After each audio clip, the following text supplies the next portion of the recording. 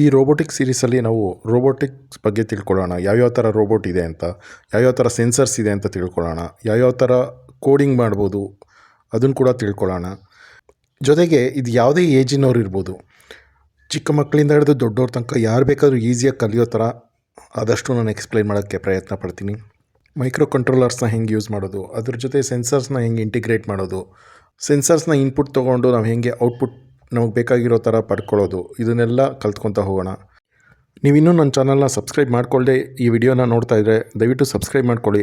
ನಾನು ಯಾವಾಗ ಪೋಸ್ಟ್ ಮಾಡ್ತೀನೋ ಇಮಿಡಿಯೇಟಾಗಿ ನಿಮಗೆ ಆ ಇನ್ಫಾರ್ಮೇಷನ್ ಸಿಗುತ್ತೆ. ಸೊ ಯಾವುದೇ ವಿಡಿಯೋ ಕೂಡ ನಿಮಗೆ ಮಿಸ್ ಆಗೋಲ್ಲ. ಓಕೆ, ಸ್ಟಾರ್ಟ್ ಮಾಡೋಣ ಇವಾಗ ರೋಬೋಟಿಕ್ಸ್ ಬಗ್ಗೆ ತಿಳ್ಕೊಳ್ಳೋಕ್ಕೆ. ರೋಬೋಟ್ ಅಂದರೆ ಏನು ಅಂತ ಫಸ್ಟ್ ತಿಳ್ಕೊಂಡ್ರೆ, ಒಂದು ಕೆಲಸನ ರಿಪಿಟೇಟಿವ್ ವರ್ಕ್ಸ್ನ ಪದೇ ಪದೇ ನಾವು ಮಾಡೋವಂಥ ವರ್ಕ್ನ ಮಾಡೋಕ್ಕೆ ಅಥವಾ ಡೇಂಜರಸ್ ವರ್ಕ್ನ, ಮನುಷ್ಯನಿಗೆ ಕೆಲವು ಕೆಲಸಗಳನ್ನ ಮಾಡುವಾಗ ಅಪಾಯ ಇರುತ್ತೆ ಅಂಥ ಜಾಗಗಳಲ್ಲಿ ರೋಬೋಟಿಂದ ಕೆಲಸನ ಮಾಡಿಸೋಕ್ಕೆ ಆಗಲಿ, ಅಥವಾ ತುಂಬ ಹೈಲಿ ಪ್ರಿಸಿಷನ್ ವರ್ಕ್ ಬೇಕಾಗಿರುತ್ತೆ, ಮಾನವನಿಂದ ಆದಷ್ಟು ಅಸಾಧ್ಯ ಅನ್ನೋವಂಥದ್ದು, ಅಂಥ ಕೆಲಸಗಳನ್ನ ಮಾಡೋಕ್ಕೆ ತಯಾರಾದಂಥ ಒಂದು ಮಿಷನ್ನೇ ಈ ರೋಬೋಟ್.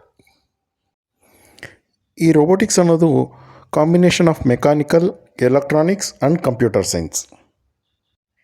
ಒಂದು ರೋಬೋದ ಬಾಡಿ ಮತ್ತು ಅದರ ಜಾಯಿಂಟ್ಸು ಇದೆಲ್ಲ ಮೆಕ್ಯಾನಿಕಲ್ ಪಾರ್ಟ್ ಅಂಡರಲ್ಲಿ ಬಂದರೆ, ಅದರಲ್ಲಿ ಯೂಸ್ ಮಾಡಿರೋ ಸೆನ್ಸರ್ಸು, ವೈರಿಂಗು, ಮೋಟರ್ಸು ಇವೆಲ್ಲ ಎಲೆಕ್ಟ್ರಾನಿಕ್ಸ್ ಆ್ಯಂಡ್ ಎಲೆಕ್ಟ್ರಿಕಲ್ಸ್ ಅಂಡರಲ್ಲಿ ಬರುತ್ತೆ.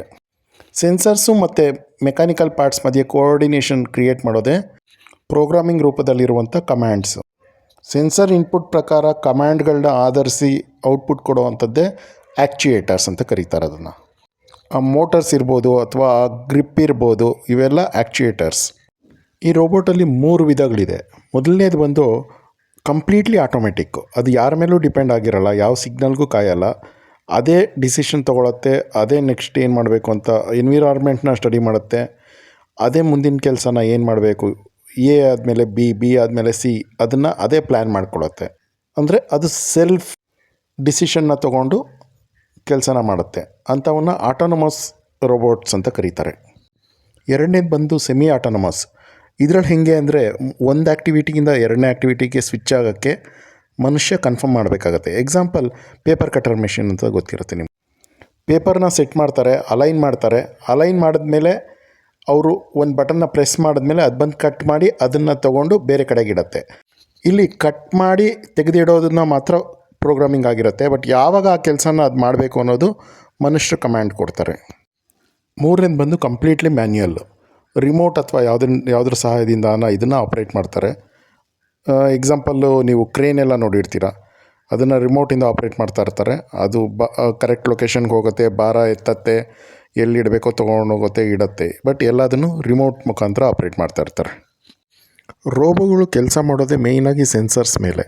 ಸೆನ್ಸರ್ಸ್ ಅಂದರೆ ಅದ್ರ ಕ್ಯಾಮ್ರಾ ಇರ್ಬೋದು, ಅಥವಾ ಟೆಂಪ್ರೇಚರ್ ಸೆನ್ಸರ್ ಇರ್ಬೋದು, IR ಸೆನ್ಸರ್ ಇರ್ಬೋದು, ಡಿಸ್ಟಾರ್ಷನ್ ಸೆನ್ಸರ್ ಇರ್ಬೋದು, ಇದೇ ಥರ ಸುಮಾರು ಸೆನ್ಸರ್ಸ್ ಇರುತ್ತೆ.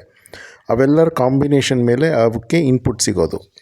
ಈ ಸೆನ್ಸರ್ಸಿಂದ ಬಂದಂಥ ಸಿಗ್ನಲ್ನ ಲಾಜಿಕಲ್ ಆಪ್ರೇಷನ್ಸ್ ಥ್ರೂ ಅದು ಏನು ಮಾಡಬೇಕು ಅನ್ನೋ ಡಿಸಿಷನ್ ತೊಗೊಳ್ಳೋದು ಮತ್ತು ಔಟ್ಪುಟ್ಟಾಗಿ ಕನ್ವರ್ಟ್ ಮಾಡೋದು ಈ ಮೈಕ್ರೋ ಕಂಟ್ರೋಲರ್ಸ್. ಈ ಮೈಕ್ರೋ ಕಂಟ್ರೋಲರ್ಸಿಂದ ಬಂದಂಥ ಔಟ್ಪುಟ್ ಆಧಾರದ ಮೇಲೆ ವರ್ಕ್ ಆಗೋದು ಈ ಆ್ಯಕ್ಚುಯೇಟರ್ಸ್. ಅಲ್ಲಿ ಏನು ಡಿಸಿಷನ್ ಬಂದಿದೆ, ಮೈಕ್ರೋ ಕಂಟ್ರೋಲರ್ ಎಲ್ಲ ಡಿಸೈಡ್ ಮಾಡಿರುತ್ತೆ ಏನು ಮಾಡಬೇಕು ನೆಕ್ಸ್ಟು, ಅಲ್ಲೇನಾರ ಡಿಸ್ಟರ್ಬೆನ್ಸ್ ಇದ್ದರೆ ಬೇರೆ ಆಲ್ಟರ್ನೇಟ್ ಏನು, ಎಲ್ಲದನ್ನು ಅದು ಡಿಸಿಷನ್ನ ಮಾಡಿ ಔಟ್ಪುಟ್ನ ಕೊಟ್ಟಿರುತ್ತೆ. ಅದ್ರ ಪ್ರಕಾರ ಆ್ಯಕ್ಚುಯೇಟರ್ಸು ತನ್ನ ಕೆಲಸನ ನಿಭಾಯಿಸುತ್ತೆ. ಈ ಎಲ್ಲ ಆ್ಯಕ್ಟಿವಿಟೀಸು ಸರಾಗವಾಗಿ ನಡಿಬೇಕು ಅಂದರೆ ಮೂಲ ಬಂದು ಪವರ್ ಸಪ್ಲೈ. ಇದಿಷ್ಟು ಒಂದು ರೋಬೋ ಹೆಂಗೆ ಕೆಲಸ ಮಾಡುತ್ತೆ ಅನ್ನೋದಾದರೆ, ಇನ್ನು ಸೆನ್ಸರ್ಸ್ ಬಗ್ಗೆ ನೋಡೋಣ ಇವಾಗ. ಮೊದಲನೇದು ಬಂದು IR ಸೆನ್ಸರ್. ಇದು ಹೆಂಗೆ ವರ್ಕ್ ಆಗುತ್ತೆ ಅಂದರೆ, ಇದರಲ್ಲಿ ಟ್ರಾನ್ಸ್ಮಿಟರ್ LED ಒಂದಿರುತ್ತೆ IRದು, ಜೊತೆಗೆ ಫೋಟೋ ಡಯೋಡ್ ಅಂತ ಒಂದಿರುತ್ತೆ, ಅದು ಬಂದು ರಿಸೀವ್ ಮಾಡ್ಕೊಳ್ಳುತ್ತೆ. ಈ ಟ್ರಾನ್ಸ್ಮಿಟರ್ LED ಏನು ಲೈಟ್ನ ಎಮಿಟ್ ಮಾಡುತ್ತೆ, ಯಾವುದಾನ ಆಬ್ಸ್ಟಕಲ್ ಬಂದಿದ ತಕ್ಷಣ ಅದು ವಾಪಸ್ ರಿಫ್ಲೆಕ್ಟ್ ಆಗುತ್ತೆ. ಅದು ರಿಫ್ಲೆಕ್ಟ್ ಆಗಿದ್ದನ್ನು ರಿಸೀವ್ ಮಾಡಿಕೊಂಡಾಗ ಅದು ಡಿಸ್ಟೆನ್ಸ್ನ ಮೆಷರ್ ಮಾಡುತ್ತೆ. ಅಂದರೆ ಲೈಟು ಎಷ್ಟು ಹೊತ್ತು ಟ್ರಾವೆಲ್ ಆಗಿ ವಾಪಸ್ ಬರೋಕ್ಕೆ ಎಷ್ಟು ಸಮಯ ಹಿಡಿತು ಅನ್ನೋದ್ರ ಮೇಲೆ ಆ ಡಿಸ್ಟೆನ್ಸ್ನ ಮೆಷರ್ ಮಾಡುತ್ತೆ. ಇದರ ಸಹಾಯದಿಂದ ಆಬ್ಸ್ಟಕಲ್ ಎಷ್ಟು ದೂರದಲ್ಲಿದೆ ಅನ್ನೋದನ್ನು ಮೆಷರ್ ಮಾಡೋಕ್ಕೆ ನಮಗೆ ಅನುಕೂಲ ಆಗುತ್ತೆ. ನೆಕ್ಸ್ಟ್ ಬಂದು ಅಲ್ಟ್ರಾಸೋನಿಕ್ ಸೆನ್ಸರ್. ಇದು ಕೂಡ IR ಸೆನ್ಸರ್ ಕಾನ್ಸೆಪ್ಟಲ್ಲೇ ವರ್ಕ್ ಆಗುತ್ತೆ. ಆದರೆ IR ಸೆನ್ಸರಲ್ಲಿ ಏನು ಲೈಟ್ನ ಎಮಿಟ್ ಮಾಡ್ತಾಯಿತ್ತು, ಇದರಲ್ಲಿ ಅಲ್ಟ್ರಾಸೋನಿಕ್ ಸೌಂಡ್ನ ರಿಲೀಸ್ ಮಾಡುತ್ತೆ. ಸೇಮ್ ಅಬ್ಸ್ಟ್ರಕಲ್ ಎದುರುಗಡೆ ಬಂದಾಗ ಅದಕ್ಕೆ ಹಿಟ್ಟಾದಂಥ ಸೌಂಡು ವಾಪಸ್ ಬಂದಾಗ ರಿಸೀವ್ ಆಗುತ್ತೆ. ರಿಸೀವ್ ಆದಾಗ ಆ ಟೈಮ್ ಎಷ್ಟು ತೊಗೊಂತು, ಇಲ್ಲಿಂದ ರಿಲೀಸ್ ಆದಂಥ ಸೌಂಡು ವಾಪಸ್ ಬರೋಕ್ಕೆ ಎಷ್ಟು ಟೈಮ್ ತೊಗೊಂತು ಅನ್ನೋದ್ರ ಮೇಲೆ ಡಿಸ್ಟೆನ್ಸ್ನ ಮೆಜರ್ ಮಾಡುತ್ತೆ ಮತ್ತು ಅಬ್ಸ್ಟ್ರಕಲ್ನ ಡಿಟೆಕ್ಟ್ ಮಾಡುತ್ತೆ. ನೆಕ್ಸ್ಟ್ ಬಂದು ಕೆಪಾಸಿಟಿವ್ ಸೆನ್ಸರ್. ಇದು ಹೇಗೆ ಅಂದರೆ ಮೋಸ್ಟ್ ಆಫ್ ದ ಕೇಸಸ್ ಇದನ್ನು ಮೆಟಲ್ ಡಿಟೆಕ್ಟ್ ಮಾಡೋಕ್ಕೆ ಜಾಸ್ತಿ ಯೂಸ್ ಮಾಡ್ತಾರೆ. ಇದರಲ್ಲಿ NPN ಮತ್ತು PNP ಅನ್ನೋ ಕಾನ್ಸೆಪ್ಟಲ್ಲಿ ವರ್ಕ್ ಆಗುತ್ತೆ. ಅಂದರೆ ನಮಗೆ ಮೆಟಲ್ ಡಿಟೆಕ್ಟ್ ಆದಾಗ ಔಟ್ಪುಟ್ ಎಸ್ ಬೇಕಾ ಅಥವಾ ಔಟ್ಪುಟ್ ನೋ ಬೇಕಾ ಅಂತ. ಸಿಂಪಲ್ಲಾಗಿ ಹೇಳ್ಬೇಕಂದ್ರೆ ಔಟ್ಪುಟ್ಟಲ್ಲಿ ಒಂದು LED ಕನೆಕ್ಟ್ ಮಾಡಿದ್ದೀವಿ ಅಂತ ಇಟ್ಕೊಳ್ರಿ. ಆಬ್ಜೆಕ್ಟ್ ಡಿಟೆಕ್ಟ್ ಆಗಿದ ತಕ್ಷಣ LED ಆನ್ ಆಗುತ್ತೆ, ಅಥವಾ ಎರಡನೇ ಕೇಸಲ್ಲಿ LED ಆನ್ ಆಗಿರುತ್ತೆ, ಆಬ್ಜೆಕ್ಟ್ ಡಿಟೆಕ್ಟ್ ಆಗಿದ ತಕ್ಷಣ ಆಫ್ ಆಗುತ್ತೆ. ಈ ಥರ ಇದು NPN ಮತ್ತು PNP ಕಾನ್ಸೆಪ್ಟಲ್ಲಿ ವರ್ಕ್ ಆಗುತ್ತೆ. ಮುಂದಿನ ಸೆನ್ಸರ್ ಬಂದು RFID. RFID ನಾವು ಅಟೆಂಡೆನ್ಸ್ಗೆ ಅದಕ್ಕೆಲ್ಲ ಸುಮಾರು ಕಡೆ ನಾವು ಯೂಸ್ ಮಾಡಿರೋದನ್ನು ನೋಡಿರ್ತೀವಿ. ಇದು RFID ಸಿಗ್ನಲ್ಸ್ ಮೇಲೆ ವರ್ಕ್ ಆಗುತ್ತೆ. RFIDಲಿ ಕೂಡ ನಮಗೆ high frequency, ultra high frequency, ಇದೇ ಥರ ಸುಮಾರು ಫ್ರೀಕ್ವೆನ್ಸಿಲಿ ವರ್ಕ್ ಆಗೋ ಕಾರ್ಡ್ಸ್ ಇರುತ್ತೆ. ನಾರ್ಮಲಾಗಿ ಕಾರ್ಡ್ ಬಂದು ಇದು 5 ಸೆಂಟಿಮೀಟರ್ಸಿಂದ ಹಿಡಿದು ನಮಗೆ ಅಲ್ಟ್ರಾ ಹೈ ಫ್ರೀಕ್ವೆನ್ಸಿ UHF ಅಂತ ಕರಿತೀವಿ. ಏನು ನಾವು ಟೋಲಲ್ಲೆಲ್ಲ ನೋಡ್ತೀವಿ, ನಮ್ಮ ವೆಹಿಕಲಲ್ಲಿ ಇರುತ್ತಲ್ಲ ಫಾಸ್ಟ್ಯಾಗು, ಅದೆಲ್ಲ ಬಂದು UHF ಸಿಗ್ನಲ್ಸು. ಅದು ಮೀಟರ್ಸಲ್ಲಿ 20 ಮೀಟರ್ಸು, 30 ಮೀಟರ್ಸು ಆ ಥರ ರೇಂಜ್ ತನಕ ನಮಗೆ ಸಿಗುತ್ತೆ. ಇವೆಲ್ಲ ರೇಡಿಯೋ ಫ್ರೀಕ್ವೆನ್ಸಿ ಮೇಲೆ ವರ್ಕ್ ಆಗುವಂಥ ಸೆನ್ಸರ್ಸು. ಇನ್ನು ಮುಂದಿನ ಬಂದು ಬಯೋಮೆಟ್ರಿಕ್ ಸೆನ್ಸರ್ಸ್ ಅಂತ ಕರೀತಾರೆ. ಅಂದರೆ ನಮ್ಮ ಫಿಂಗರ್ ಪ್ರಿಂಟ್ಸ್ ಇರ್ಬೋದು, ಐರಿಸ್ ಸ್ಕ್ಯಾನರ್ ಇರ್ಬೋದು, ಈ ಥರದ್ದೆಲ್ಲ ಬಯೋಮೆಟ್ರಿಕ್ ಸೆನ್ಸರ್ಸ್ ಅಂತ ಕರೀತಾರೆ. ಪಾಮ್ ರೀಡರ್ಸ್ ಇರ್ಬೋದು. ಅಂದರೆ ಇವು ನಮ್ಮ ದೇಹದ ಅಂಗಾಂಗಗಳನ್ನು ರೀಡ್ ಮಾಡೋದ್ರ ಮುಖಾಂತರ ವ್ಯಕ್ತಿಗಳನ್ನ ಗುರುತಿಸುತ್ತೆ. ನೆಕ್ಸ್ಟ್ ಬಂದು ಟೆಂಪ್ರೇಚರ್ ಸೆನ್ಸರ್ ಅಂತ. ಇದು ಬಂದು ನಮ್ಮ ರೂಮ್ ಟೆಂಪ್ರೇಚರ್ನ ಕಂಡುಹಿಡಿಯೋಕ್ಕೆ, ಅಟ್ಮಾಸ್ಫಿಯರ್ ಟೆಂಪ್ರೇಚರ್ನ ಕಂಡುಹಿಡಿಯೋಕ್ಕೆ, ಅದನ್ನು ಮೆಜರ್ ಮಾಡೋಕ್ಕೆ ಉಪಯೋಗಿಸ್ತೀವಿ. ಇನ್ನೊಂದು ಇದು LDR ಸೆನ್ಸರ್ ಅಂತ. LDR ಅಂದರೆ ಲೈಟ್ ಡಿಪೆಂಡೆಂಟ್ ರೆಸಿಸ್ಟರ್ ಅಂತ. ಇದೇನು ಮಾಡುತ್ತೆ ಅಂದರೆ ಅದ್ರ ಮೇಲೆ ಎಷ್ಟು ಬೆಳಕು ಬೀಳ್ತಿದೆ ಅನ್ನೋದ್ರ ಮೇಲೆ ಅದು ರೆಸಿಸ್ಟೆನ್ಸ್ನ ಡಿಪೆಂಡ್ ಮಾಡಿರುತ್ತೆ. ತುಂಬ ಬೆಳಕು ಬೀಳ್ತಾ ಇದ್ದರೆ ಆವಾಗ ಹೈ ರೆಸಿಸ್ಟೆನ್ಸ್ ಇಟ್ಟಿರುತ್ತೆ. ಬೆಳಕು ಕಮ್ಮಿ ಆಗ್ತಾ ರೆಸಿಸ್ಟೆನ್ಸ್ ಕಮ್ಮಿ ಆಗ್ತಾ ಹೋಗುತ್ತೆ.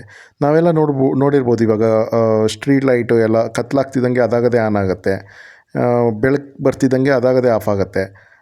ಇದರಲ್ಲೆಲ್ಲ ಈ LDR ಕಾನ್ಸೆಪ್ಟ್ನೇ ಯೂಸ್ ಮಾಡೋದು. ಮುಂದಿನ ಬಂದು ಕ್ಯಾಮ್ರಾ.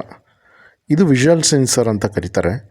ಒಂದು ಇಮೇಜ್ನ ಡಿಟೆಕ್ಟ್ ಮಾಡೋಕ್ಕೆ, ಆಬ್ಜೆಕ್ಟ್ ಡಿಟೆಕ್ಟ್ ಮಾಡೋಕ್ಕೆ, ರೆಕಗ್ನೈಸ್ ಮಾಡೋಕ್ಕೆ, ಫೇಸ್ ರೆಕಗ್ನಿಷನ್, ಆಬ್ಜೆಕ್ಟ್ ರೆಕಗ್ನಿಷನ್ ಮತ್ತು ಕಂಪ್ಯಾರಿಷನ್, ಇದಕ್ಕೆಲ್ಲ ನಾವು ಕ್ಯಾಮ್ರಾನ ಯೂಸ್ ಮಾಡ್ತೀವಿ. ಇನ್ನು ಆ್ಯಕ್ಚುಯೇಟರ್ಸ್ ಅಂತ ಬಂದರೆ ಅದರಲ್ಲಿ ಮೋಟರ್ ಕ್ಯಾಟಗರಿಯಲ್ಲಿ ಮೊದಲನೇದು ಬಂದು ಸರ್ವೋ ಮೋಟರ್.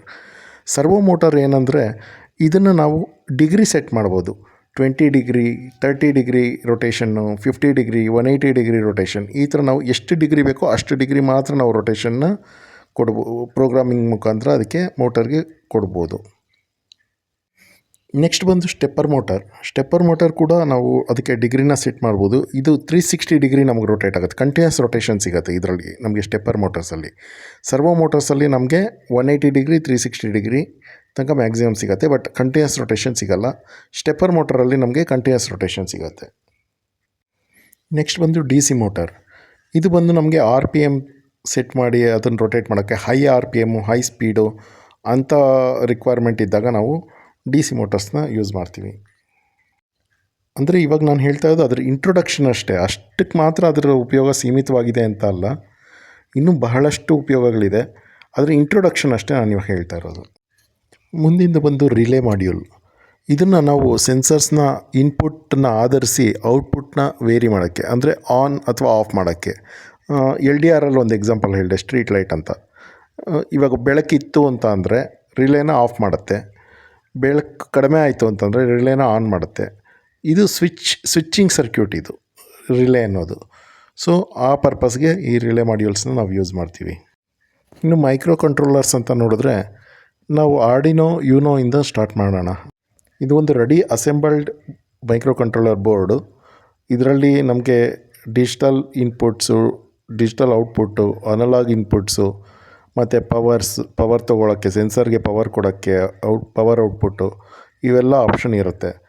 ಇದ್ರ ಬಗ್ಗೆ ನಾವು ಮುಂದೆ ತಿಳ್ಕೊತಾ ಹೋಗೋಣ. ನೆಕ್ಸ್ಟ್ ವೀಡಿಯೋದಲ್ಲಿ ಇದ್ರ ಬಗ್ಗೆ ನಾನು ಡೀಟೇಲಾಗಿ ಹೇಳ್ತೀನಿ.